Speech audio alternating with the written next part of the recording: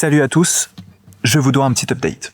Suite aux Jeux Olympiques de Paris et de la cérémonie des Jeux Olympiques où j'ai eu la chance de mettre en mouvement le personnage masqué, je suis devenu papa. Je vais être assez honnête, je me suis pris la plus grande claque de mon existence et à tous les papas, waouh, quelle chance on a, c'est fou. Mais du coup, j'ai décidé de retransformer un peu ma façon de travailler pour déjà avoir plus de temps avec ma fille et pour me réaligner avec qui je suis et ce que j'avais envie de faire.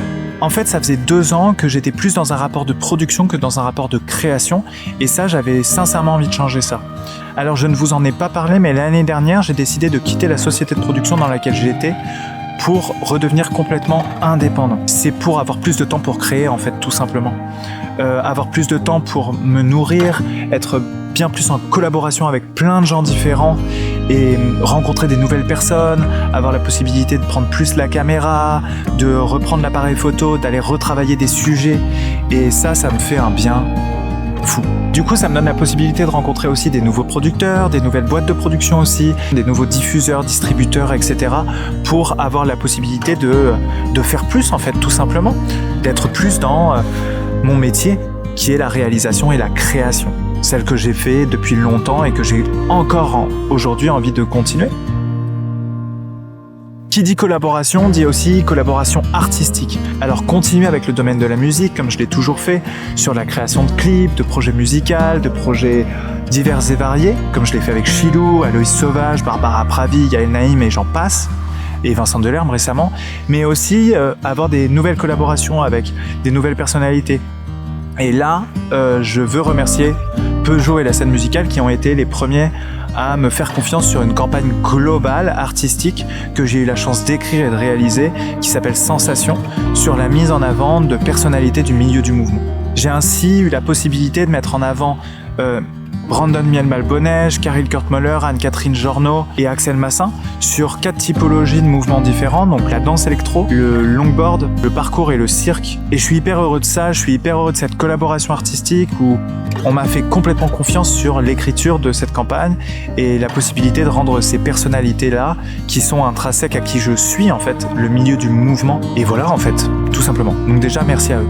Mais en dehors du rapport de collaboration, il se passe quelque chose de nouveau en moi, c'est le besoin de continuer de créer des choses singulières, authentiques et personnelles. Et là, c'est la dernière update qui est, je crois, essentielle que je vous raconte. Alors j'ouvre ma chaîne YouTube. Mais vraiment.